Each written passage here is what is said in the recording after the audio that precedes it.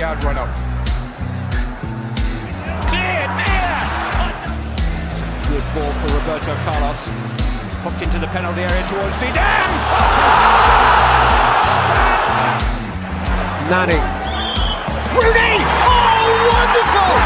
Manchester City are still alive here. Balotelli, Aguero!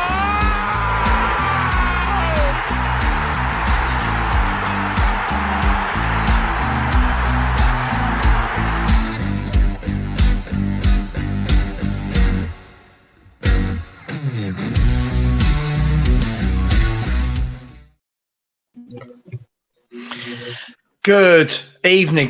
Savva here from Football Heritage TV. Hopefully everyone at home saw the video or the intro. For us, it was a nightmare. It just kept sticking and we didn't know when it was going to jump in and go live. So hopefully we timed that pretty well. Big up to everybody. There's 199 of you in here at the moment waiting. Usual rules: smash the like button on your way in, smash the like button on your way out, smash the subscribe button. Only 150. That's terrible maths. 180 off of 8k now, so smash that button. Big up. We've got Perchy from the Perchy TV. How are you, mate? You well? Yeah, good mate. Thanks for having me on. No, always. Brian, Tottenham on tour. How are you, sir? You well? I'm very, very good, my man. How? Well, he might be well, but his internet connection is the complete opposite of well. I don't know if you need to log off and log back on, Brian. Your internet's not the best. I've got Joe Lewis playing Wi-Fi. I'll be back in 2 seconds. Yeah, didn't hear that. I just heard sex. That's all I heard was sex. Stel, big up. How are you, mate? You well? Yeah, not bad. We're up all night. I think we were the first YouTube channel to go live with the story because we were awake, and that was good, but it's also a mistake because my sleep pattern's a mess now. But okay, listen, it is what it is. It is what it is. Look, guys, let's begin. So last night the news broke that Joe Lewis has been indicted. I'm not going to pretend to be a massive expert in all of this, so I'm not going to be sitting there going, but this, but that. I'm not going to pretend I know everything about it. Where are we at? Stel, let's start with you. From your point of view, what's happened? What does it mean for Tottenham Hotspur? And I guess it's a kind of told you so moment in terms of just how corrupt our owners are, as well as everyone else's that we keep talking about being corrupt. I think Joe Lewis has just removed Brian Dagul. Yeah, absolutely. Look, Savva, I think the first thing is, without being rude or not trying to be arrogant, because that's not what I'm trying to do here. Nobody on YouTube, none of us are legal experts, right? None of us know the law inside out. I mean, we just know the law, like don't steal from a shop, don't jump through a red light. We know the basics, okay? Yeah. A lot of us are all, and I'm going to say the whole community. You right, Brian? Can you hear me? Yeah, we can hear you. Yeah. Well, I can't hear you. Is... Right, I'm going to sign out and come back on my phone. Okay. All right, mate. All these people with crap internet. I don't understand it. Enoch are trying to silence him. That's what it is. I know he's Enoch's silencing the YouTubers. Right, go on, mate. So, go on. As you were. So no one knows. That's the reality. Even the journalists who are posting stuff, no one actually knows. So I'm not going to sit here and start telling you this is the situation, this is what's going to happen. If you want to talk about football, I know a thing or two because I coach. If you want to talk about finance, I know a thing or two because that's what I studied. But when it comes to the law, I'm not going to sit and tell you or Perch or anyone watching, this is what's going to happen. But what I have done is, I'm lucky because on my channel, Tottenham Away, we've got 2 Americans that are part of the channel. They know their judicial system and they explained it to us last night. A lawyer came on my show last night, explained a few bits, and I've been reading the government website in America today. So this is what I've understood. And I'm not an expert. Joe Lewis has been charged. That's what an indictment is in America. Yep. For insider trading, stealing information, and lending friends, associates, whatever they want to call it, money to then go and invest off that information. It's fraudulent. It's against the Securities Act. It's a crime. No, any which way you look at it. Okay. The American justice system do not indict you unless they are almost watertight certain that when it goes to court, they're going to win. Yeah. So they've investigated already. They've done their investigation. So the reason he's been charged is because they almost 100%, but nothing's 100%, believe they've got him. Mm-hmm. Now, this isn't, for example, if you and I went to court, Savva, this isn't a case Savva versus Stelios. This is a federal charge, which means this is the United States of America versus Joe Lewis. So anyone that dismisses it as, oh, it's not that serious, oh, he'll walk away. No. Go and read up on it and understand it. This is a federal crime. He's up against the US government. And at the moment in America, Joe Biden, the president, is trying to make an example of billionaires and rogue operators. So they're going to go for him. Now, whether there's an agreement, whether he's actually forced to sell shares of Tottenham, we don't know. But how does it impact Tottenham? That's your question. Mm-hmm. Well, he is the owner of Tottenham Hotspur. There's a lot of conversation about trusts and his family own the trust. He owns Tottenham Hotspur. He controls the trust. Yes, he's not a person of significant importance, whether the exact wording that people are using, but he can control that trust. He's appointed people, but he can control them. So if he's proven guilty, if he gets to that stage, and there's 3 phases to it, we're at phase 1, then, and there's a strong case he will, by the way, if he goes to court, they've got a 98% success rate, the Justice of Department, 98% success rate. So at that point, Enoch will not be allowed, Joe Lewis, Joe Lewis would not be allowed to own 70% of the shares. He will be forced to sell. Okay. I mean, listen, I get it. Bad PR for the club, Savva. It's bad PR. Yeah. No, I get it. I mean, Perchy, let me bring you in here. I mean, listen, as with anything, when something like this happens, you get 2 sides of every story, don't you? And what I mean is, I don't mean whether he did it or not. I mean what the actual ramifications are. So you've got the people going, oh, he's a billionaire. He'll get a little slap on the wrist, a 5 million fine, he'll walk away. You've got the people saying he won't be able to run Tottenham. You've got the people saying, well, hang on, he passed his shares in the club over to somebody over a year ago. I'll be honest, I don't get any of it. I'm kind of like, I don't understand it. I'm sure it will all come out. What's your understanding of it?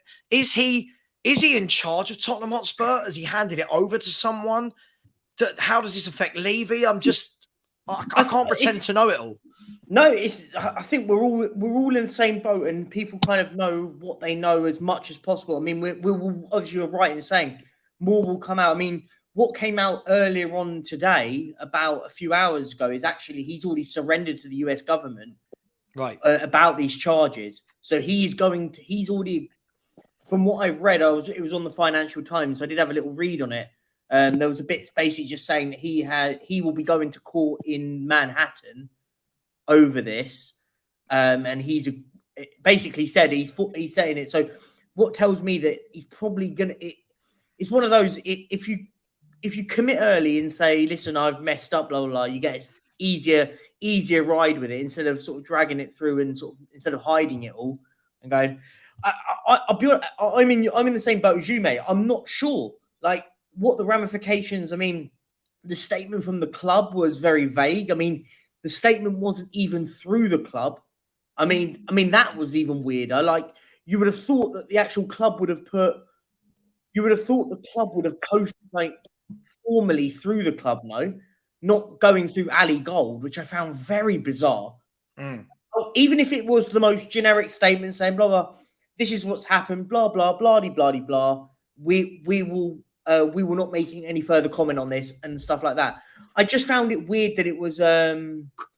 I just found it very strange that it came through Alistair Gold, and it was just like. Perchy, can I just? Go. I think the reason they've done that is because if any of that money that was involved in any of these insider trading transactions links back to anyone who is employed by Tottenham, then Tottenham can get indicted by this. So.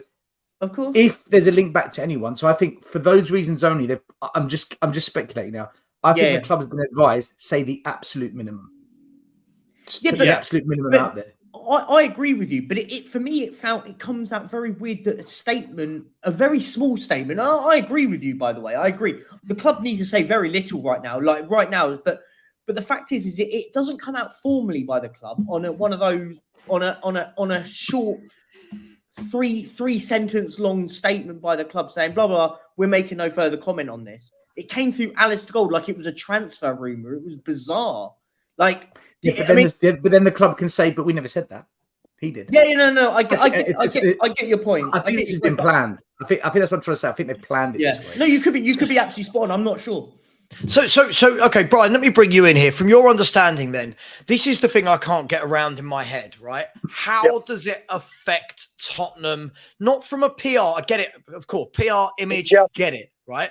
But how does it actually affect Tottenham when Daniel Levy is the kind of face of the club? Yeah. He's handed these so-called shares over. Yeah. How much? This sounds. I know I'm about to. I can't work it out in my head. Yes, he owns us, but how much to do with us does he have? Do you know what I mean? I'm trying to work out what is a Joe Lewis like. What is he to us? First of all, are people hearing me this time? Have I sorted out technical issues? Yeah, you have. Fantastic. So first of all, we've got to remember when we're dealing with this kind of level of insider trading, corruption, whatever you want to talk about it with, these big legal departments, obviously here we're talking about the US Attorney's office, they've seen all the tricks of the trade before. They've seen people move it. All of a sudden in October, he's moved that over. Where this can affect Tottenham, apparently the first set of these charges go back to 2013. Right. 2013, Joe Lewis's name was all over ENIC. Mm-hmm. So whilst we all moan and talk about and laugh about the lack of money that they've pumped in, but if there's any slight investment or any kind of money connection where they've done anything, they could be implicated. So you've got that. Where this can affect Tottenham as well, and we've spoken about, obviously, it's the bad faith. Living in North America, as I do, I hear these kind of, I've seen these kind of things, and then you've got people within our community, Will, Mari, and others that live in the States and North America that see this. With the US Attorney's Office and these kind of corrupt billionaires, is this is their big fish. This is their big whales. This is the one that they want to they want to catch. They really despise people that are doing this, and obviously this is a big deal. But then what you've got to look at with this is we know it's a bad reputation. It's a smirch on our name. It's this. But the only way I can liken it is, when a movie star or a famous athlete have these huge endorsements and then something bad comes out about them and then all the ties start getting cut because they don't want to be associated with whatever that person or organisation has done. Well, this is what we're facing at the moment. There are huge companies that put money into Tottenham.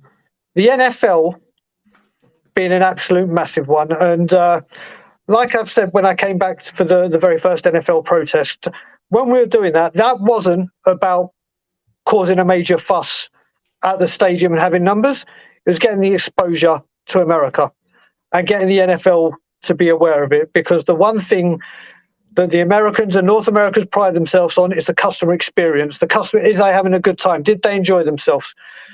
And the NFL don't take stuff like this lightly.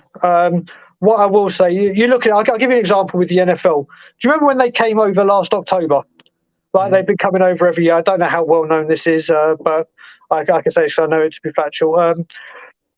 The NFL were furious with Tottenham Hotspur, and I mean livid, because of the state of that second pitch. And I mean furious because of the bad standards. They said the players were slipping, it could have caused.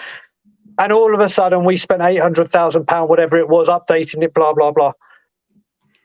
They were already treading a fine line. This kind of thing could have huge... You look at the F1, who've just spent millions with this partnership for the go-kart track. Oh, come and see this new go-kart track. Come and see this Formula One experience.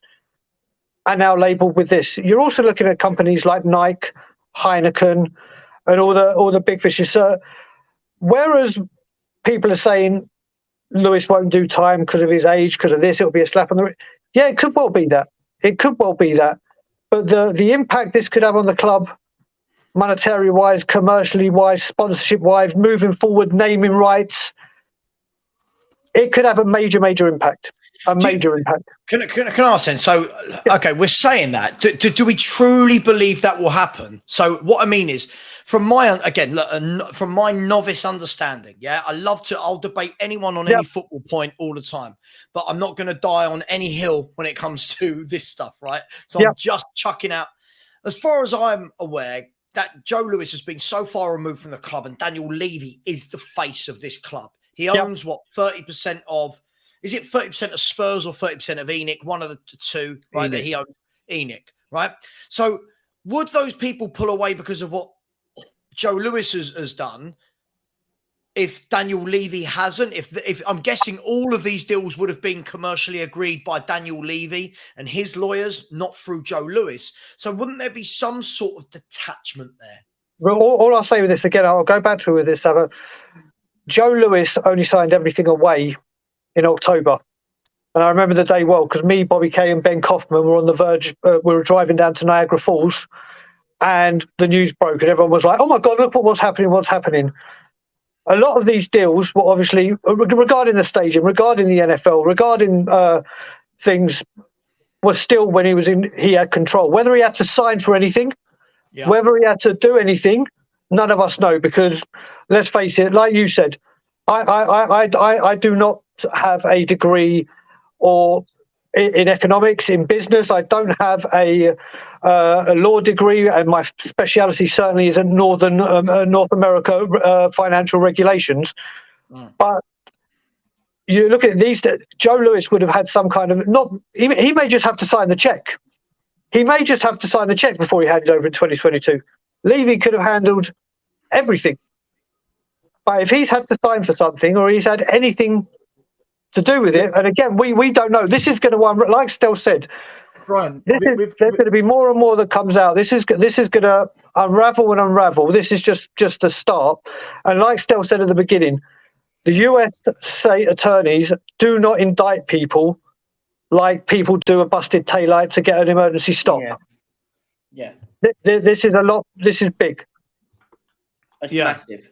I agree. Yeah. I mean, yeah, guys, listen, as I said, I mean, some people are saying, Jason Helms has said, isn't he innocent until proven guilty? Charges could very well be suspicious. I think that I don't know, but it lends itself back to the point that you and Stel have made, that this isn't somebody accusing somebody else of stealing something from their shop. This is, hey, you've been indicted by the US federal court. I mean, does this... It's the US government. It's the US government. Yeah. Let me ask then, from a football point of view, I know that we're moving very far away from being a football club, but still, from a football club point of view, do you think, and don't laugh when I say this, does this derail our transfer window any further than it's already been bad? Does this change players wanting to come to us? Does their agent go, hang on, what's going on with your club? Do you think it has that effect on the football side? Yes, it does. And I had this exact conversation last night. I brought up the topic. When Spurs wanted to raise £150 million last summer and reissue shares and whatnot, none of that gets done without Joe Lewis signing off on it. That was Joe Lewis, not Daniel Levy. Daniel Levy runs Tottenham Hotspur, the business. Joe Lewis owns it. The final decision maker comes from Joe. He's the majority shareholder of ENIC that owns Tottenham. Okay, it's in a trust. You can say, but the trust does now. Who do you think tells the trust what to tell Daniel? Joe Lewis. So if this is how I look at it. You've got the Harry Kane situation, and the rumours came out a couple of days ago, again, rumours saying that Harry Kane has been, Joe Lewis has instructed Daniel Levy, if you can't give him a new contract, sell him, right? So if you believe that, then Joe Lewis is calling the shots or having an influence in this, if you believe that story. So, but that is an issue at Tottenham. The defence is a mess. We saw it again today. Conceding to the Sailors, I'm sure we'll discuss it. That's a mess. I still think we need certain players for certain positions, such as a number 6. There's how many players that need to be shipped out. The squad's way too big. Not one's left. 29 One's of the left, 35 can go. Yeah. Right. So we've got to get rid of that. Then you've got no football director. So every day where we're not talking about on-field matters because off-field events are going on, it's energy, time, and distraction away from the most important thing that we give a shit about. The only thing we care about, Savva, Birchie, Brian, is Tottenham, the football team. That's all we care about when it comes down to it. So how can the chairman and the board 100% be dedicating all their time, energy, and efforts when they've got a problem with a contract? Oh, we've got a problem with a sponsor.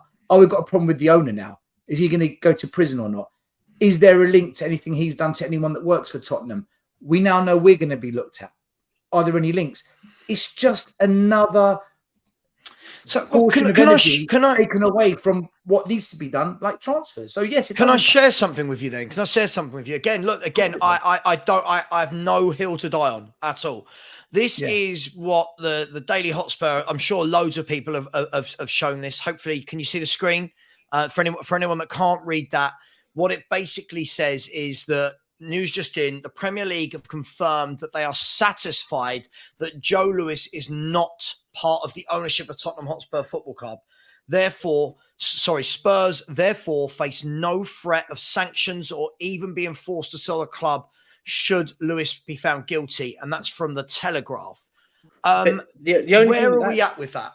That's hypocritical because the same social media outlet said a day or two ago that Joe Lewis has instructed Daniel Levy to sell Harry Kane. So sure. I mean, they're just punching out news, whatever. Of course. I think what you got to add with this as well, just very quickly, Perch, what the Telegraph are saying is that's based on what the Premier League are saying. That's the Premier League saying at the moment we don't see anything. If this gets further in America and it gets tried, found guilty, then it opens itself to another can of worms. Like we said, this is the first 24 hours. Yeah. There's going to be so much more that comes out. There could be stuff that comes out that helps Joe Lewis and Enoch that saves them. So I think we'll all know. But at the moment, as we stand, the Premier League have had a look at what they've got. And they're saying at the moment, we don't see anything Premier League-wise to say there's something that's causing us the great harm here. But this could unravel a bit more. Yeah. And then literally the Premier League might have to say, well, hang on a minute. It's a bit different going, okay, there's nothing now. If Joe Lewis gets found guilty for corruption and insider trading, well, then that's a different story, isn't it? Yeah, absolutely. It's really, really interesting. And it's funny, isn't it? Because I feel like everything that happens in this fan base, right, guys, everything down to anything we are divided on. Even today, being in a debate about the fact that we bought James Maddison, but Lo Celso should be the playmaker that starts in front of him, right? That's Spurs for you. Chase a playmaker for 5 years, get him, and then, do you know what? No, Lo Celso should play. So this subject is no different, where lots of people are going, right, well, this is it. This is the final straw. This is the owners that we've got. They've got to go. Other people are very empathetic and sympathetic and saying things like, yeah, but all the owners do it, don't they? So it don't matter if our owners do it. Look at Abramovich and look at all the Saudis and look at the owners of Man City and their. It's strange how we're all so different on it. Like, I got a feeling, I know that yesterday when this news came up, I can only imagine that Brian Dagul and Stelios had like a little party in their own rooms. Do you know what I mean? Like, yeah, this is great news. This is right. Yeah. But other people don't seem bothered by it. And I just don't know where, I don't know where to put myself. Do you know what I mean? The reason is, Savva, because I have wanted them out for a long, long time, and others have either given up or they're just not bothered anymore. They've just we don't see it as a problem. But see, people want to have a go at Roman Abramovich, but where is he now? People want to have a go at the Qataris and the Saudis, but do you remember what happened during the World Cup? All the banning of this and banning of that. So, by the same token, now we've got someone who's committed a crime. Oh, it's all right. But hold on a minute. When it suits you, Roman's a bad guy. Man City owner's a bad guy. But when we do it, now they all do it. Well, why weren't you saying that when Roman and Man City were doing it? You weren't saying it back then. So people are cherry picking when the argument suits them. And I'll say it as it is. How any fan can tolerate this as being okay. I want a club where it's all geared up to success on the pitch. I get we've got to make extra money here and there to fund it. I get that the football environment has changed and we've got to be competitive off the field as well as on the field. I understand all that. I'm not oblivious to it. But how can you have a director of football banned for corruption in Italy, an owner who's moved his shares elsewhere, knowing this is coming? He knew this was coming because he is potentially a financial criminal, and a chairman that lies to us in his statements on an annual basis.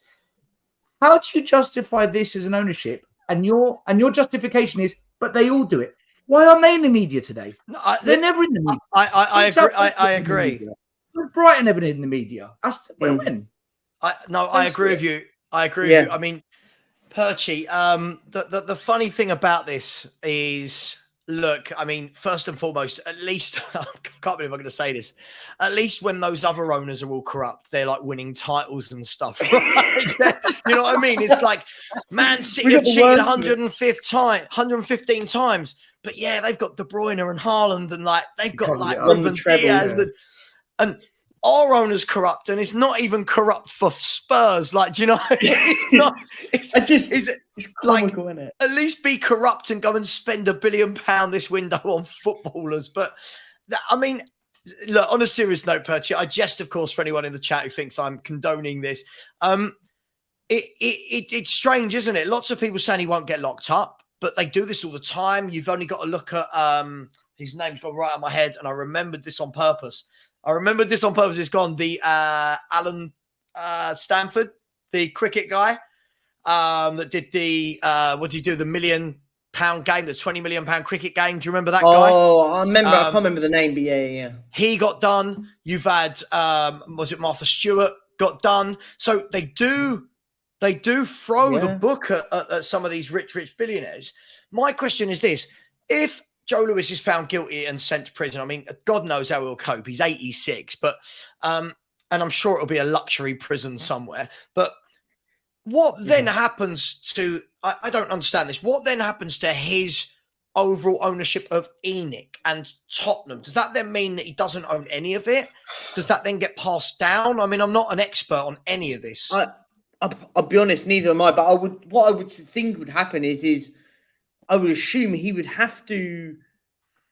I don't know about the sort of size or how it works. I think that's the sort of thing that gets brought up in the courts and all that stuff with his ownerships of other. Because bear in mind, he doesn't just own Tavistock. He doesn't just own ENIC. He owns a lot of stuff.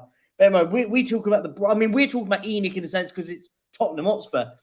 Like, he's got a massive portfolio. This man's worth billions. So like, he doesn't own just a couple of companies. Do you know what I mean? He doesn't own just a couple of companies. So it's I think I'm not sure. I think the key bit I wanted just to sort of bring up a bit earlier as well. What I was just saying, I think what the Premier League said just earlier, I wanted just to bring up and just say, yeah, the Premier League is saying that now. But if the federal courts go and find any information that any of this sort of thing is linked in any way to Tottenham and ENIC, trust me, they will have a different stance on it. I think they're looking at it from the stance of, well, it's kind of that far away at the moment. Imagine Tottenham being here and it's that far away. But if it follows a little trail down to Tottenham, trust me, we'll be dragged very much into it. If it comes down there, I think that's the thing here. They're protecting their brand, Perchy, right? The Premier League's protecting its brand. Of course, yeah. Well, okay, look, Brian, just before I come to you, let me get some super chats in. I think it's very rude of me not to go through them. By the way, some people are saying, oh, not one of these people on the panel's an expert. Well, no, I'd be... If I was an expert in any of this, I wouldn't be doing YouTube talking about football all day. I'd be doing that as my living. I've got a degree in bullshit. Yeah, there we go. That's all you need in football. Big up. We've got Graham 30 who said, big up, Savva. Who's worse, Sanchez or Dyer? I mean, this has obviously got nothing to do with what we're talking about, but they're both awful. I think if you meld the two together, you still haven't got a Premier League defender. Get rid of both. Making Dyer captain today made me feel really, really sick. Mari, big up Mari, has said fear in Orlando is that the Tavistock Group would have to cease operations and transaction during a trial. It affects Tottenham with the NFL and sponsors. That's going to be key, I think. I mean, that's an interesting point, so we'll have to keep an eye on that. Thanks so much, Mari, for putting that in. Anthony Lafleur has said if Joe Lewis goes to trial, then he will face a judge and jury in court here in the States. Insider trading is a federal crime. It's very serious. He's given himself up. Be interesting to see how this plays out. Phil Army says, hashtag Enoch out, hashtag lock up Lewis. Big up the Phil Army. You can always count on Phil P. He's gone on to say, does smoking Joe's girlfriend have dodgy cataracts? You should put girlfriends. It said girlfriends on the report I read. Yeah, it said pilots and lovers, which is just Pilots really and lovers. Did anyone actually see the pilot story? No, hang on, Perchy. Let me get through the super chats before we carry on. Wolves Finland, big up, has said Spurs ownership smelling like this. Panel knowing very well. Listen, I take that we know that the panel smells like shite. If that's true, yeah, we've all thought that for a very long time. And then Phil P come with another one. Say City break rules to be the best. Enoch to stay. Jesus Christ. Genius. Well done, Phil P. Thank you very much to everyone for the super chats. What I will say just quickly, there's 607 of you in the house, only 155 likes. That's roughly 25% if my maths is anywhere near right. Please smash the like button. Subscribe if you would like to. Subscribe to the Perchy TV, Stelios at Tottenham away, Brian at Tottenham on tour, and help me get to the 8K. We're only 170 away from doing so. Brian, I want to come to you and ask about this. What makes all this worse for me is you've got Daniel Levy in the middle, as per the picture on the thumbnail. I think you probably saw I had Joe Lewis and Paratici behind bars and a question mark on Levy. Daniel Levy is now, he works, I don't want to say day in, day out with Lewis, but he's Lewis's right-hand man, right? He runs Tottenham for him. He's the one that hired Fabio Paratici. Lewis is being done for insider trading. Fabio Paratici is being done for all the things that he's been done for. Yep. Are we to believe that Daniel Levy didn't know about anything? Like, is Daniel Levy squeaky clean and we're all going, oh, poor guy, he's been caught in the middle? All right, I'm going to be very careful with what I say here because I get myself into a lot of trouble. But first of all, what I will say, you mentioned it before, and I wanted to come back to it when you were talking about the fans being so divided and no matter what it was. The last time I can remember the fan base being kind of united was when all this Paratici stuff came out. Right. And it was united. Listen, some people may have thought he did well as a director of football and what he did in the back, where he was restructuring the club. Some people may have thought he was an absolute waste of space. But a lot of people said, he's brought our club into disrepute. We can't have this over our head. He's got to go. He's got to go. We can't have this. He's a criminal. He's got to go. Look what he's doing to Spurs. And everyone was saying that. But then obviously it came to what we're talking about now, and like Stel said, it's like, oh yeah, don't worry, slap on the wrist, it's fine, it's nothing, it's business, like away from the club. I don't want to say too much on whether I think he's involved because obviously I get myself into a lot of trouble. But you look at it, Stellini, also you got to remember Stellini was done for match fixing as well and was banned previously. So there's. We haven't even spoke about Joe Lewis and Patagonia. I mean, and you got to remember as well, this fan base. I remember this fan base with all the Man City and the money with Chelsea and PSG. Our fan base was going, at least we have a morally good chairman. At least we have a club that do things the right way, and we build organically. Well, look where we are now. I really don't know. Do you know what? I think I've got a feeling he doesn't know. I think he's one of those that, you know, when you know something, but you don't know it. Like, you know, I don't think at that high up, with that much power, with that much authority, that around the club, and I'm talking about the other board members. You've got to remember there's other board members here. Yeah, of course. You've got Cullen, you've got Colourthorpe, there's loads. I don't know. I really don't know. But all I will say is right now, he didn't look good after the Super League, did he? Didn't do himself any favours there. As time has gone on, he hasn't done himself any favours. And right now, where he's sitting right now, I don't put it this way. I always would hate to be him, but I would hate to be him right now. So, Stel, let me ask you this. So what ramifications or what immediate ramifications does this have for Levy? Or does it? Like in the coming weeks, month, does he do anything different? Does he have to change the way that change the way we want him to change running the club in terms of we want him to buy some actual footballers and defenders? But if we do that, Savva, if we start spending money, then he's in on it. Right. Yeah.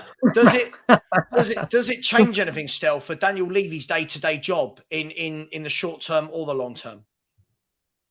Short term, no. Long term depends how this proceeds. Short term, he needs a football director. We need to bring in centre backs. We need, I think, a number 6. That's his short term. Scott Munn's got to actually start the job and fulfil his role. Maybe he already has. I don't know. That's the honest truth. No idea. He's got to get the club up and running for the season. The season starts in a couple of weeks. So in the short term, no, because there's a process now, and that process isn't going to be a quick one with the criminal charges raised against Joe Lewis. Long term, yes, because if Joe Lewis is found guilty, then they can freeze assets, they can seize money, they can really go after him. It depends whether they want to make an example out of him. Look, people say, "Oh, he's too old, nothing will happen." Bernie Madoff, the most famous fraud case in America, he was 17 in his mid-70s. Well, he got 150 years in prison. So it depends if they want to set an example, make a precedent, or they might want to settle out of court.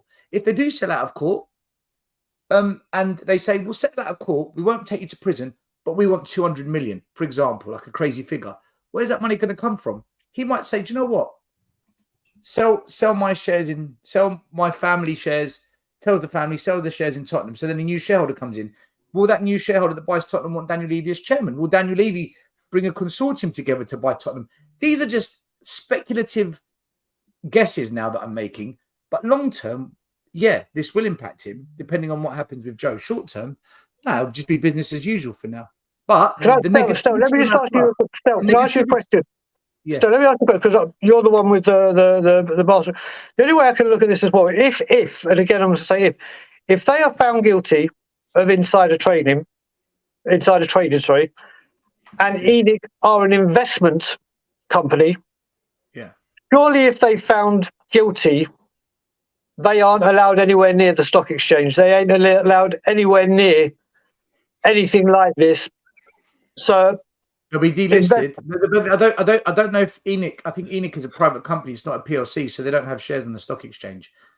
But the FA, forget the Premier League, the governing body of football, they will not allow that ownership of Tottenham. Never in a million years. And if I was Chelsea, and that was allowed, I would look to bring a case against the Premier League, because when it was our club, Chelsea, you threw the book at us. But when it's Tottenham, so. It's just there's got to be a consistency here. Perchie's right what he said earlier.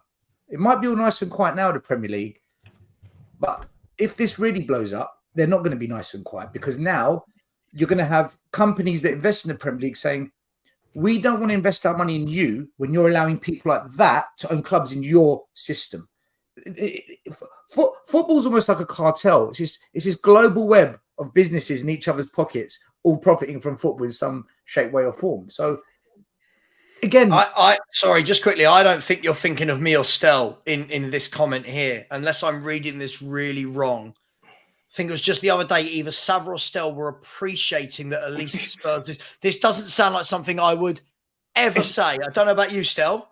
I think I know what this is. I said no. He's misinterpreted. If I'm correct in saying this, I said I would be a little bit surprised if Daniel Levy was directly involved in this. Right. Only because one thing I will say about Tottenham, and I've got first-hand experience, I know the academy really well. They play with a straight bat. Our academy does it by the book. Before. So, listen, I'm not a fan of Levy's, but I praise him for that. They do it the right way. So, if they operate the right way there, would Daniel Levy want to jeopardize behaving incorrectly there? Now, at the same time, he's best mates with Joe Lewis. So, you attract your own, right? So that's what I said. I never said Spurs are clean. I've never said that. I just want to.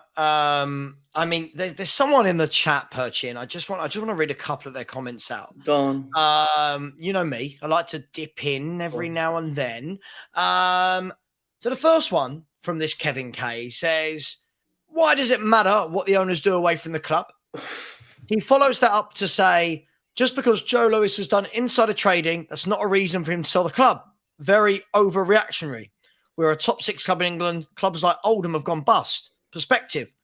He's followed up to say, nobody is perfect. I love this. It's just a federal crime. Nobody's perfect. Yeah. Nobody is perfect is me admitting to my mum that when I was about 11, I think I stole a Mars bar from a sweet shop once. That's the biggest crime I think I've committed. Yeah. Stole a Mars bar. He's gone, just because we've seen that one. And then he said, let's be real. Why is everyone acting so morally correct? Everyone here, if they ran $1 million business, would give tips to friends or family. That's no relevance to running a football club. Never gave tips. Sorry, can I just clarify something? He never gave tips. He stole information. It's stolen information. And not only that, he lent those people £500,000 of his money to invest in it. Wow. I need a friend like Joe Lewis. Haven't you heard about the pilot, Savva? I was just going to say a moment ago. The pilot. He has 2 pilots, by the way. Joe Lewis employs 2 pilots. I mean, that's not even the most mental part of this story, by the way. He has 2 pilots. He lent them both $500,000 each to go and invest in a biotechnic company that he knew. From what I read on it, he knew that they were had found some sort of solution for some, whatever it was. I don't really know. I wouldn't read too deep into it. And he knew that if we invested in right now, so obviously it was information he's not allowed to share. It was confidential information. Gave money to his pilots to invest £500,000. The shares went up 20% and he made stupid amounts of money on it. That's basically what he was doing. Well, Perchy, I'll just say maybe your YouTube channel's not doing as well as mine because I've got 2 pilots. So, you just got to, some of us have pilots, some of us don't. It's just the way it is, Perchy. No, I know. Pilots. I know. How can you need, anyway, look, guys and girls, I'm concerned as well. The concern for me is, look, we're already really, really bad in the transfer market. Like we're really bad in the transfer market. I feel like that's really polite of me to say bad. I'm just concerned now, is it going to make those agents turn around and say, hang on, can you give us assurances as to what's happening at Tottenham Hotspur? Because that sort of PR is not good for a football club, whichever way we look at it, whether we want to go all morally correct, whether we want to look at the ins and outs of it. If you are an agent advising your player, are you going to send them to Spurs now? Are you going to, I'm just asking, is that a worry, Brian? Savva, what I would say with that is when we're talking about agents, they're not exactly the most above board and morally correct people. But, you forget the agent. You've got to look at it as a player right now. If any of us are a player or anyone's in the crowd and are playing, you hear Tottenham Hotspur are interested in you, and then you see that they've had their worst season in recent history. They're not in Europe for the first time in 16, 17 years. They change managers like they're going out of fashion. Styles of play changes. You've had players that are here for 9, 10 years and don't get rid of. They haven't won a trophy for so long. Is it that appealing, apart from London, the stadium and training ground? No, of course. But that's my point, Brian, is that we find it difficult enough to get players through the door without this hanging over our head. But now, Brian, you've had Paratici, Stellini, his connections, now Joe Lewis. Like, it just feels like we can't seem to get anything right at this football club. Like, nothing feels right. Why do you think? Ever. Why do you think? Yeah, no. Listen, I get it, but I just, what I don't want is, I don't want this derailing what is already a really bad transfer window. Do you know what I mean? Like, we've got 2 or 3 weeks, 2.5 weeks before the season starts. No, but can I ask you a question? Yeah, sure, right? go for it. We disagree on football at times. I want to ask you a question. Yeah, sure. It's all good. So far, up to now.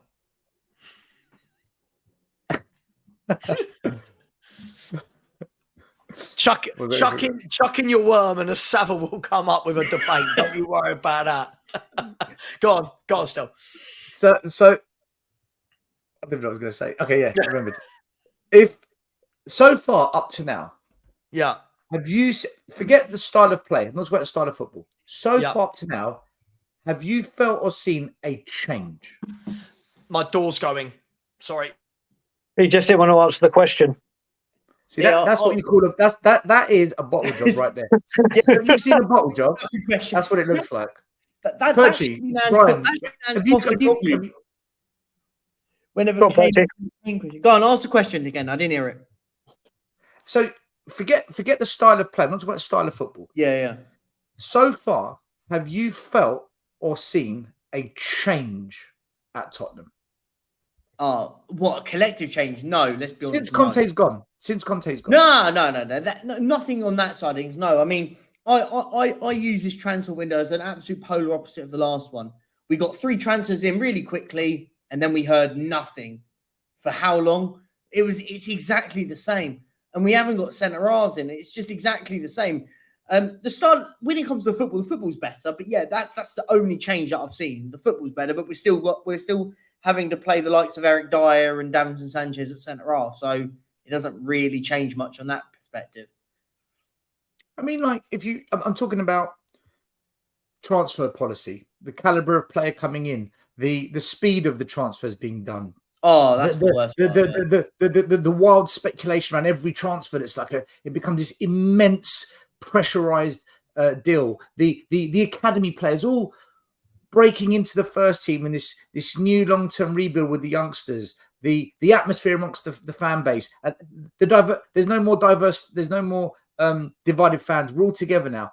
Has any of that changed? Because to me, it just seems like business as usual, just with a different side of football. I agree with you. I think the one thing I will caveat in that is the only one bit of excitement I have is I am excited to watch us play a bit of football next season. Like, I mean, that's probably that for me is probably the only bit I go, oh yeah, I'm really excited for it. But I'll be honest, you're right in the sense of change. Nothing really has changed. I think the only real change I had, but what's even worse is that for me is whereas Conte wanted that player up there, I knew Postecoglou didn't want him. They'd have wanted players down here, but we're not even signing the players down here, like the Van der Vens and the Tap. So these are deals that I look back and went, you know what? I expect Tottenham to be getting a 30 million euro centre half in from the 8th best team in Germany. I expected that, and I said all along, and we were on the Hotspur hood, being you, Stel, and I said, for me, and unless those signings were made before the plane goes, no one can start talking about great windows and, oh my God, we've won the transfer window and all that bollocks, like none of that crap. Do you know what I mean? Like, I sit back and the fact is what's even worse now, when we're not just on the plane's coming back and they haven't even been signed. Is that even more terrifying? The tour's completed and we haven't signed centre-backs. It's wild. I just feel this kind of off-field distraction and constant slamming in the media for whatever reason is going to forever be at this club whilst these owners are here. That I honestly believe that I've never known a club, and I'm not just saying as a Spurs fan, I've never known a club to be talked about so much who wins nothing. I don't know anyone who gets so much attention for achieving nothing. And we're constantly like the most talked about club in English football. That's what it feels like. But Sorry, can I just jump in there? Sorry about that. That was my front door. Sorry, Stel, you asked a question before I went. I think I heard the back end of Percy answering. What was it you asked me? Has anything been different, or has anything changed? Other than the style of play, yeah, the way we've gone about transfers, the speed of which they've been done, having the best start for our manager to go into a new season, the way we're going into the new season, contracts, players in and out, size of squad, disruption off the field of play, the fans being together as one. Has anything changed for you? Or does it feel, other than some nicer football, which we definitely are playing, other than some nicer football, is it not just business as usual, Tom? That's how I kind of feel. Mate, listen, of course it is. Of course it's business as usual. I think the key thing for me, one of the things I always said was, if we're going to be this bad and not win anything and be this bad in the market, the bare minimum I want to see is that we at least try and attack teams and play some football. Now, we're going to have that. Now, do I think that's going to magically make us win things? No. I don't think we were going to win things whether it was Conte. I don't think we're going to win things if it's Postecoglou. But I heard the back end of Percy's point, which I agree with. In my head, right, I always thought to myself, look, let me go back to when Jose came in. A little bit of me thought, right, okay, he's learned. You know, he's brought in Jose, and everyone knew Levy was a massive admirer of Jose Mourinho, right? I think we all know that. It had been well documented. So you're thinking to yourself, right, you've brought in Jose, right, surely you're going to go and buy some, listen, I'm not saying the best players in the world, but you're going to go and buy some good players. Then we start bringing in the likes of Gedson Fernandez, Vinicius, Rodon, Joe Hart, right? I could go on and on and on, right? Højbjerg, decent, Doherty, you know, we start buying all of those. And that's the moment I went, oh God, I've been massively wrong here. It doesn't matter who's here. Then you bring in Conte, for me, which was like a carbon copy of Jose in terms of not good football, plus wanting these global megastars like Vardiol, like Bastoni. And I sat there and was like, that's not going to happen. But when we signed Postecoglou, I was happy about two things. One of which I believe that I'll be proven right for, which will be that we'll play good football, right? But the other one was exactly what Percy was saying, was that I thought he'd be great for Daniel Levy, because you thought this is a manager that hasn't had a history of needing the best. He hasn't needed to go and take a Bastoni out of Inter Milan at 70, 80 million for a really difficult deal. He's asking for Van de Ven of Wolfsburg at 35 million euros, which is what, 28 million, 29 million pounds sterling. To not get those deals has lowered the bar from where we were. The fact that we can't get those deals shows me yet again that it doesn't matter who's in charge. This guy isn't going to run this club properly.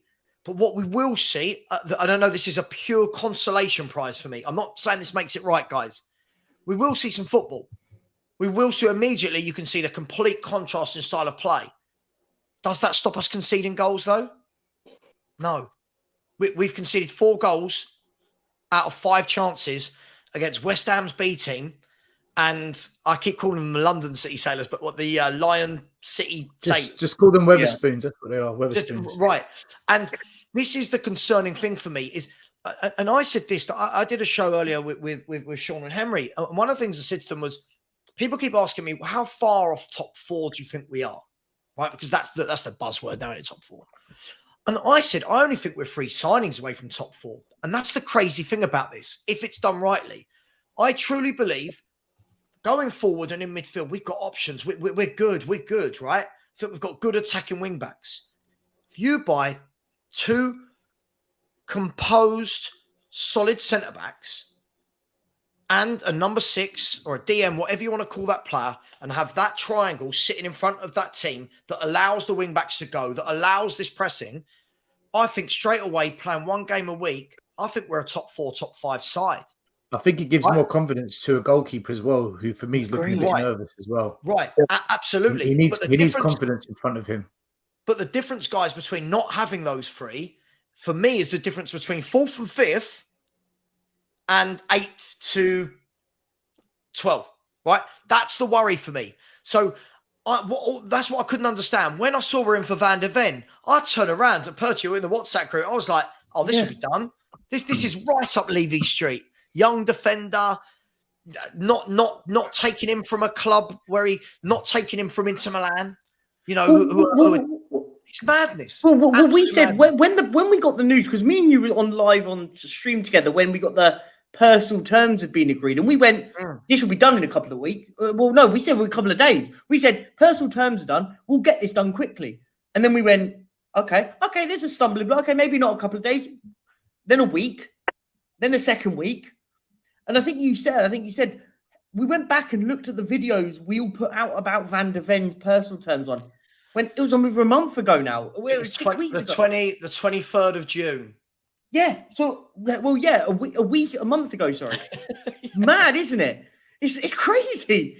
Like, but that's the thing is you just go. I'd like to know why we're not spending that money, because I've heard for the last 3-4 years this stadium's a game changer. I've heard the owner say it will provide us with the financial resources to compete with the best clubs and deliver success on the field of play. I haven't seen that success on the field of play. We're the richest top 10, one of the top 10 richest clubs. That the money's there. The owners have got the money if they want to put it in. They're choosing not to. Fair enough. This self-sustainable model that's led us to nowhere. Let's continue with that same strategy. I don't understand why we don't have a football director in place and just give him the instruction, shift these players because I need that money to buy these 2 centre-backs. That's not even happening. So I don't get what they're trying to do other than piss off the fans. Other than just causing us all to have arguments and these pointless, repetitive shows that we do every single week. Where's the defender? Where's the number 6? Oh my God, we can't defend. I feel like they're doing it on purpose. I think they are still, and the reason I say this, and I'll bring you in here, Brian, is I get called out a lot because I've praised the way Aston Villa have worked since they brought in Unai Emery, right? And you look like today it was confirmed that Brighton have signed Igor from Fiorentina. Now, what our fans do, we've got this kind of defense mechanism, haven't we? That we go, oh, but he's rubbish anyway. Do you know what I mean? Like, they've bought him. He must be rubbish. He wouldn't get in our team. Yeah. Brighton have gone out, scouted Igor, bought him in, and the whole thing's been done in about 7 or 8 days. Yeah. Aston Villa went and got Pau Torres, bish, bash, bosh. Aston Villa went and got Diaby. Not only were they up against a team from Saudi Arabia, they had 2 bids rejected. The 3rd bid went in on day 6. He was signed on day 8, right? Listen, I could go through Brighton. I could go through Chelsea. I could go through all these clubs, right? Yeah. Yes, Man United took a bit of time for Mount because it was a bigger deal. Yes, Arsenal took a bit of time for Rice. It's a bigger deal. Spurs are shopping in the same arena as Aston Villa and Brighton. We can't get these deals done. And yet people will go, yeah, but we're a much bigger team than Villa. All right, but can we start acting like it? Can we, it's all well and good saying it. Can we act like it? I'm not saying, by the way, I'm going to caveat before I'm clipped. I'm not sitting here saying it's a shoo-in that Villa finish above us. I'm not, because they've got European football as well. But the difference is, and this is the thing for me, Brian, 4 years ago, they were in the Championship. 4 years ago. In that 4 years, they've come up, scathed off a relegation battle, sold their best player. Our fans will cry when Kane goes. Sold their best player for 100 million. Got in a new manager. Weren't scared to be ruthless. Go and get Emery. And then every signing they've made since then, you go, good signing that. Good signing that. That makes sense. That makes sense. We're still sitting here. Free transfer. Cheap goalkeeper. James Maddison, 1 year left on his contract. I'm so frustrated. But Savva, where were we 4 years ago? In the final of one of the biggest competitions in world sport. This is my point. And one's going like this, Perchy. One's going like this. Exactly. This is my madness. Point. I agree with you. The big problem with this, and what I've seen with other teams and whatever, every other team addresses their fundamental area of needing to be strengthened first. Liverpool needed midfielders. in comes McAllister and the guy from Hungary. I can never ever say his name. Szoboszlai. Exactly. That's exactly what I said. Szoboszlai. I think it sounds like And Brian, just quickly on top of that, and today had their second bid put in for Lavia of Southampton at £42.5 million. There we go. So I seem to think that other teams, yeah, they're spending well, but they're addressing these fundamental areas.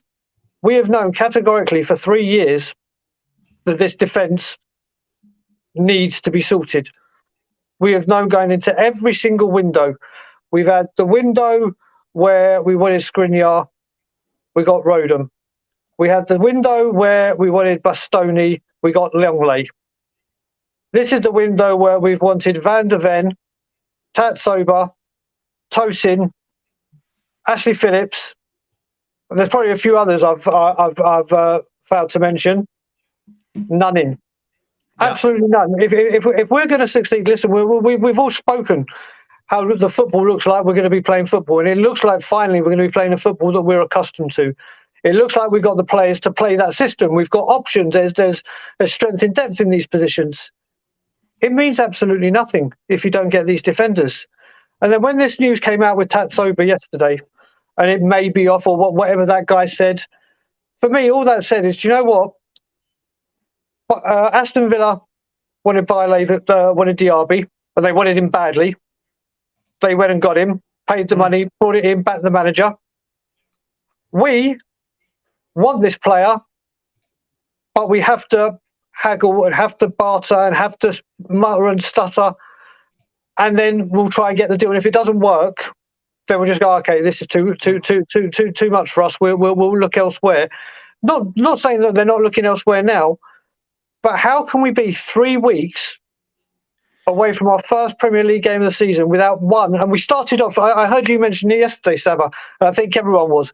We started off saying 2 centre-backs are coming in. Then it's definitely one. And yesterday, Andrew's saying we hope to bring in one, or at least one. Man, isn't it? The weird thing... Go on. So just really quickly, what I was going to say, the strange thing about that as well, Brian, is I get it, right? By the way, when we talk, when I talk about Van der Ven and Tapsoba, it's not that I've got my heart fixated on those two players. It's that those two were our top targets, right? I think we all agree on that. Yep. If they are not gettable, I understand. That's life. Some players you can't sign. But after the week, move on. Right, where's your next player? What we're doing is we're hearing Tosin Adarabioyo, who's not a bad centre-back. He's not terrible. He's better than all of the others other than Romero. But it's like, okay, if you want him, go and get him. But no, we haven't done that. And then it was, okay, we want Ashley Phillips, who looks a good prospect. I went through it all last night with Ashmatic, and he is good. He is a good player. He is a good player. Go and get it done. Nah, can't do that. And what's worse, and I'll tell you what grinds my gears, right? I know this isn't that program, isn't that Family Guy where Peter Griffin's got a show called Grind My Gears? Brilliant. I'll tell you what grinds my gears. It's fans that say things like, window's not shut yet, right? Window's not shut, and doesn't matter as long as they're in before the window shuts. And you're thinking to yourself, you've just watched us concede 4 goals to West Ham's B team and the Lions City Sailors, in 2 games where we've had, I think West Ham was something like 78 possession. Today was something like 80% possession. And what we're seeing is all teams need is a chance against us and they score a goal. And our fans say things like, patience, have patience, Savva. You're so impatient. I've been called alarmist, reactionary, ungrateful. Ungrateful is the one you always get. Savva don't know ball. I love that one. How difficult can this be, guys? Centre halves are not, there's millions of them. Sorry, Savva, just before you carry on this debate, I'm going to have to drop off. I'm being called for dinner, so I'm going to let you go before you carry on the conversation. Still, love you, brother. Great streaming with you. Perchy, love you. Savva, love you. Everyone in the chat, have a wonderful evening. Love you all. And as always, Levy, Enoch out. Cheers, mate. Thank you. Yeah, Savva, I'm going to be honest, man, with this one. Not that I lie, but I said something the other day, and I got a fair bit of backlash, and I'm like, look, whatever, it's what I think. If you don't like it, just ignore it.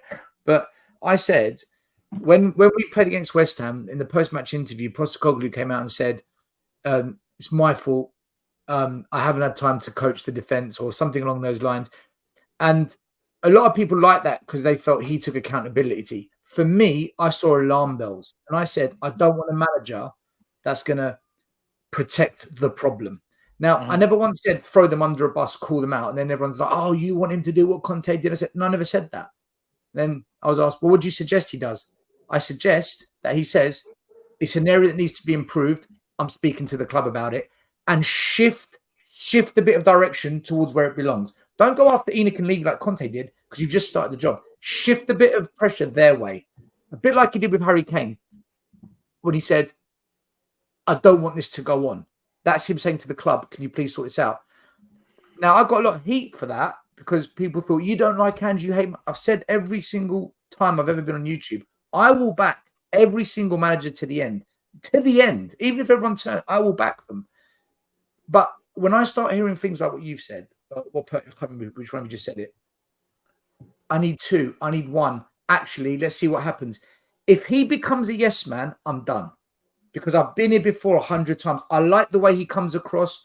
I like the way the players seem together. I like that. I like the way that he's created a calming atmosphere. I like the fact that fans are beginning to lean on this manager and actually I can get on board with it. I like a lot that he's doing. I really do. Some of the two-touch, one-touch football I'm seeing at times, I'm like, fucking hell, yes, man, more of that. But if he starts going down this road of I will accept whatever the board give me, he's finished. He'll be finished with this club. Yeah. And I don't know why. I don't know why we're in this situation yet again. Well, I do know why. Okay, let me come in there just quickly. So we are going to go for another 20 minutes.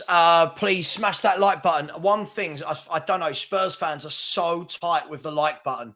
There are 698 people in this chat and only 260 people have smashed that like button.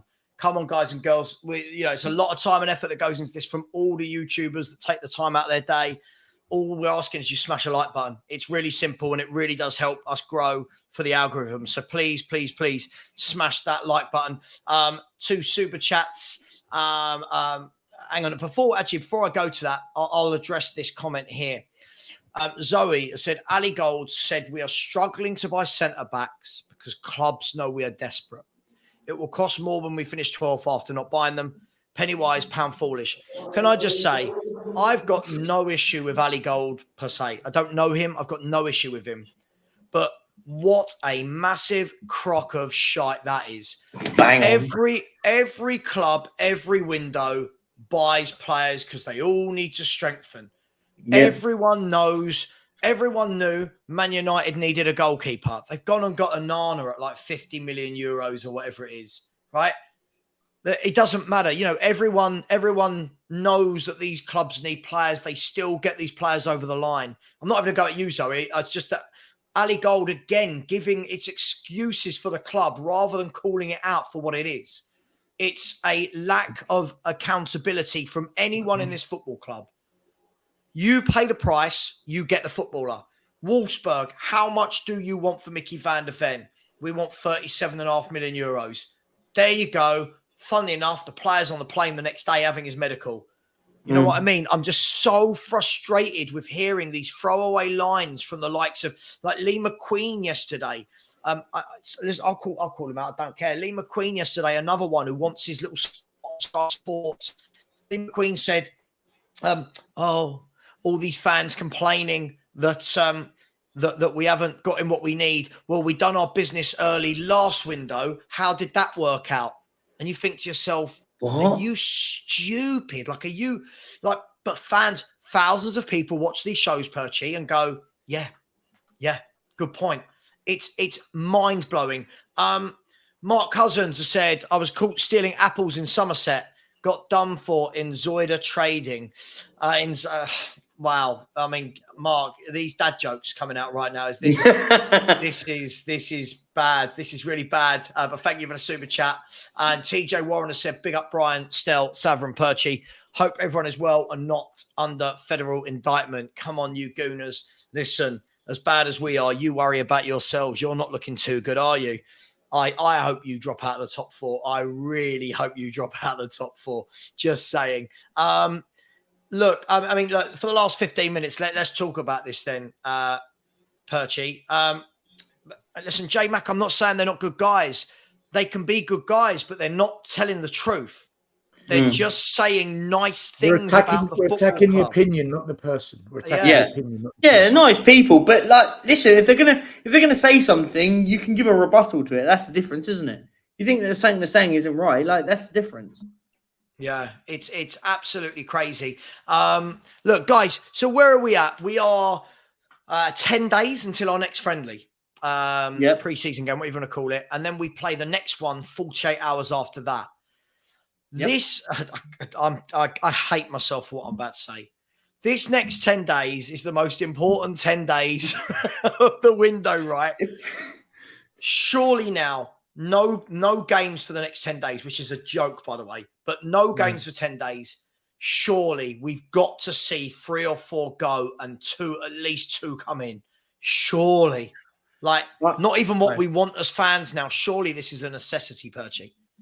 No, I agree. I think this. You're right. I feel like we say this all the time at Tottenham fans. Is the next insert time is the most important. I think we say it all the time. But you're right. I think if we don't have a centre back playing, a new centre back playing against Shakhtar Donetsk at Tottenham, I think we have to sit back and go, do you know what, guys? We have to accept it now. Like, in the sense, we won't be getting anyone in anytime soon. When I say accept, I don't mean justify it. There's no justification. It's unacceptable, but it's mad. I think the fact is also you got two friendlies back to back.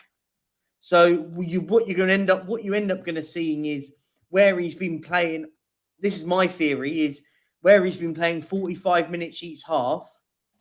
I think what you'll end up having is those 2 teams that he picks. One will play in that game, and the other will play against Barcelona.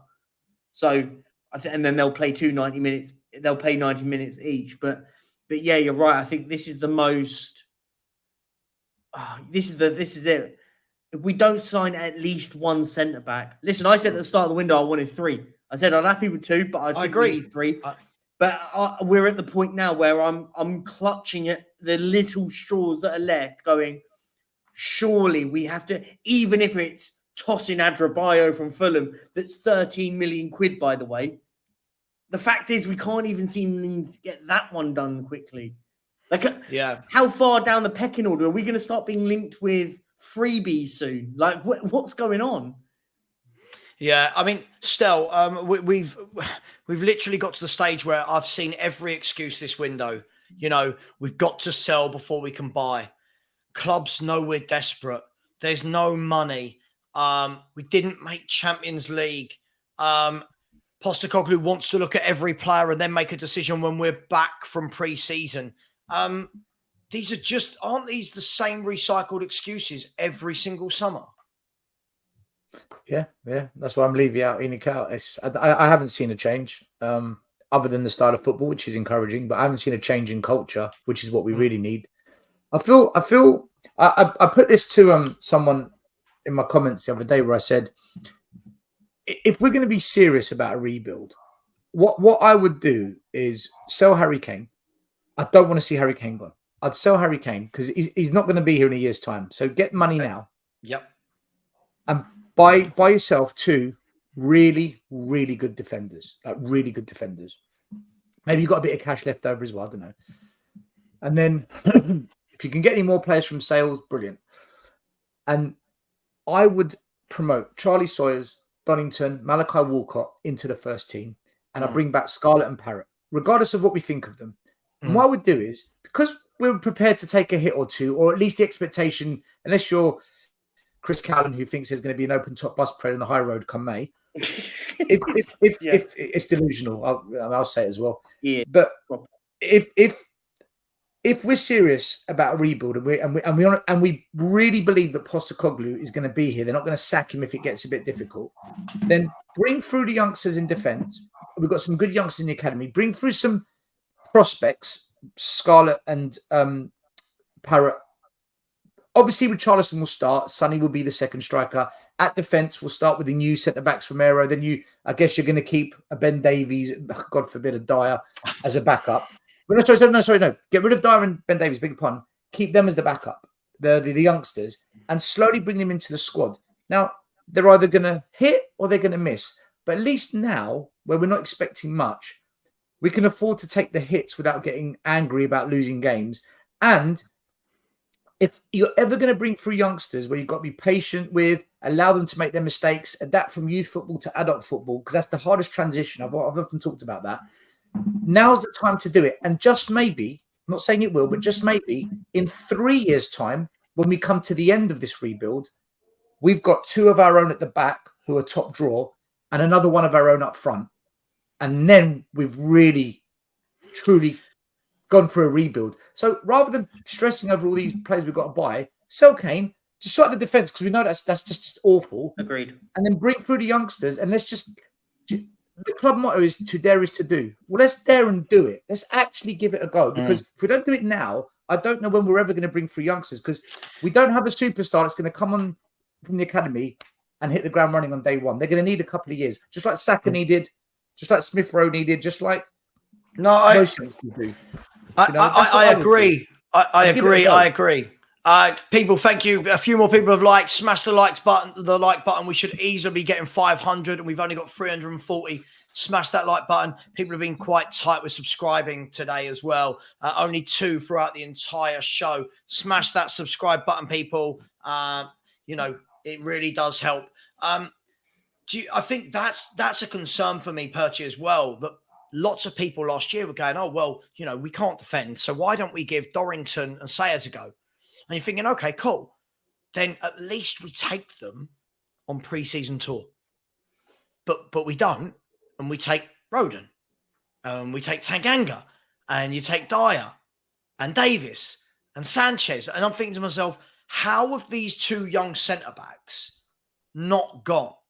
Like, not one of them. Again, today's game, what young player from the youth team got a chance? Donington's really good, by the way, guys. Donington's really good.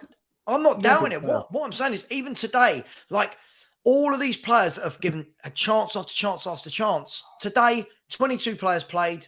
Did Devine get a minute on the pitch? No. It just baffles me. I agree. I agree. I think I'm not here making excuses because I don't make excuses. This football club is a shambles. The only justification I would probably give it, the only one is because of the game against Leicester City getting rained off. Because my feeling is this game came up and I went, do you know what? This is the one you go and just shake it up a bit. We're playing against a Singaporean side who, no disrespect to them, but they're minnows compared to Tottenham. I don't think that's disrespectful. I think that's just factual in the sense of it. I thought this was the one where you go, do you know what?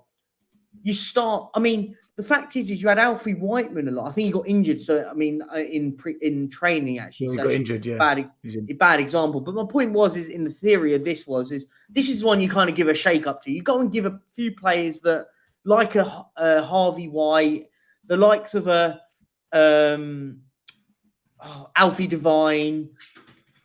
Do you know what I mean? These sort of lads, the Troy Parrott, I don't know, Troy Parrott didn't come, but did Dane Scarlett go? If Dane Scarlett went, my point being is this is one where you kind of go shake up. There's no point starting some of the others that you want to keep. The ones that you go, okay, I know you're going to be in my team next season. Like why is Kane playing, for example? I agree. Why is Kane playing? Like, especially, however much we love Harry Kane, but the fact of the matter is, same with Højbjerg, by the way. Why is he coming on the pitch? If we're to believe what's going on at the moment, that he's had personal terms agreed with Atletico Madrid, what's the point having him at Priest? What's the point having him come on when the likes of Harvey White don't get a chance?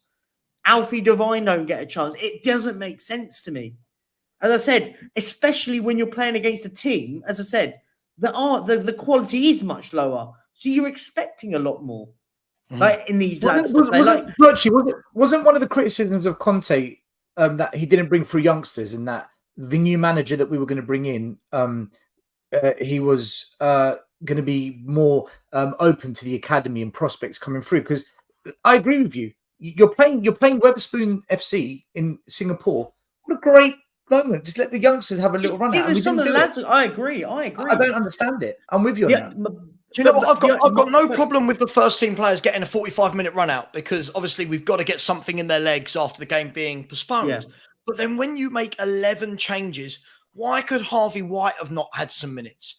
Alfie Devine, I thought, was really good when he came on the other day against West Ham. Yeah. Looked really promising, but yet we're playing the same old players. And then what that does is, in turn, it makes fans start going, you know what? I'd keep him. It's like we get brain farts, like, and we completely forget everything that's happened. And all of a sudden, like, everyone now raving over Lo Celso. Don't get me wrong, guys. Lo Celso had 2 very good 45 minutes. I'm not saying he didn't, right? But 2 good 45 minutes against a really poor team from Singapore and West Ham's B team has overshadowed everything we've seen from 4 years. And now all of a sudden he's flavour of the month. We're not learning. Can I say one thing on that? Yeah, go on. Go on, Perch. You go. I'll go quickly. The only thing with the Celso here, and I said this, and people get, and you're right, Savva, everyone was sort of going over the top at it. I went, let's remember this. He played the second half in both games, and the other team, so West Ham didn't do a 11 on, 11 off kind of change. Neither did the Singaporean side, didn't. He played against in the second halves, where you've got to bear in mind this is pre-season for the West Ham lot, not pre-season for the Singaporean lads. I think they're still in the league at the moment. Their league is still going. So I think it is, yes, I thought he did well, but he didn't start the games to any of these when teams are at their freshness. Does that make sense? Yeah. Yeah. Look, for me, I get it, right? I get it. I feel for Postecoglou. I do. I feel for him. I get the manager needs to come in and see these players, but what's he learned really in the last 2 games? We've had 2 pre-season games, and the season starts in 17 days.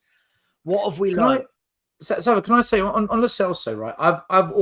I've been quite protective of him. I've always felt there's a good player there. I know a lot of fans dislike what they've seen, but the argument I've always put forward is, at Betis, he played in the 10. He was really, really good. Different league, different structure. I get it. When he came to England, he signed under an attacking manager, Poch. Yeah. That then very quickly, within 2-3 months of him signing, went into a very defensive club for 3-4 years. And I feel that there's certain players in football you've got to play to their strengths, i.e. they fit in a system. I think he's one of those. Sure. Harry Kane fits in any system. That's why he's regarded as an elite player. And I maintain the position that if Lo Celso was given a chance in the number 10 role in an attacking team, then I think it's fairer to judge. And I think, and like I said, I'm not saying it is. I think we're seeing shades of that. But yeah, we're playing young boy sailors. Yeah. This is and a busted West Ham. But who else is standing out? Because Kulu isn't. Kane hasn't. I'll be honest. I said today, and we are going to wrap the show up in a couple of minutes. I thought that Kulu, Son, and Kane looked awful.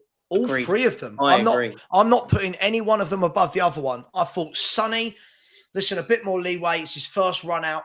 But listen, they've been there. They've been training. I feel like he's lost. As a wide man, I think he's lost it. I think if I'm playing Sonny, I want him through the middle, scoring goals where he's best. Because his distribution of the ball and his crossing is woeful.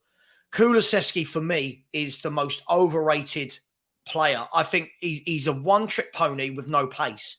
And I think he's going to easily get found out. Kane, listen, difficult, isn't it? Is he disinterested? He doesn't look like he don't look his head's not in it. Right. His head's not in it. Do you know what I noticed with Harry Kane as well when watching, especially in this game when I watched him, he isn't doing the hard graft anymore, which one of the things I would say about Harry Kane is he used to work his arse off, even though he may not have been doing well in certain patches. He looked like a player that was doing anything he could not to get injured. And does anyone notice that? So sometimes? Yeah. He won't do something that might, in case, if he gets an injury, would sabotage him going and making a move. It looks like in his head he's going, I'm just waiting. I'm waiting and waiting. But if that's the case, if that's me, I don't care. I don't want Harry Kane on the pitch. Listen, I know people will sit there and say, whoa, what are you saying? I don't want him on the pitch if he don't care. I said that about anyone. Listen, I'm not a hypocrite. agree. I love Harry Kane, but if he doesn't want to be here, I don't want him at pre-season because I'd rather, dare I say it, I'd rather Richarlison play. I know he's not the be-all and end-all, and I'm not a massive fan of him. I'd rather Dane Scarlett play. I'd rather Son down the middle. So listen, I do need to wrap the show up, but listen, I'll end it on this so there can't be any debate. But for me, just tell Bayern Munich you want 85 or 90, whatever it is, just tell them what you want, get him on the plane, and then let's carry on with supporting our football club, because this is getting ridiculous now. What I don't want us to become again a team that no matter how they play, we have to play Kane, Son and Kulu every single game start. But listen, I am going to end it there. Henry's going live at 7:30. I've already redirected you all over there. There's 655 of you in here. Please smash the like button on your way out. It's been really tight with likes today. Stel, thanks for coming on, mate. Really enjoyed that. Bit of Joe Lewis, bit of transfers. And, we all feel better again. Thank you for coming on. Big up. Take care, everyone. Please get over and subscribe to Tottenham Away. You all know Stel now. Please subscribe to Tottenham Away. Perchy, thanks, mate. As always, maybe next time we talk, there'll be some news, like some news. So please get over, subscribe to Perchy, the Perchy TV. I'll be back tomorrow. Unless we sign anyone tonight, and there'll be like emergency streams. I love these. I'll be back tomorrow morning at 10 a.m. Please join me live where we can chew some more fat. Thanks, everybody. Take care. And as always, anyone want to finish it off for me? Levy, Enoch, Cullen, everyone out. Sign a centre half.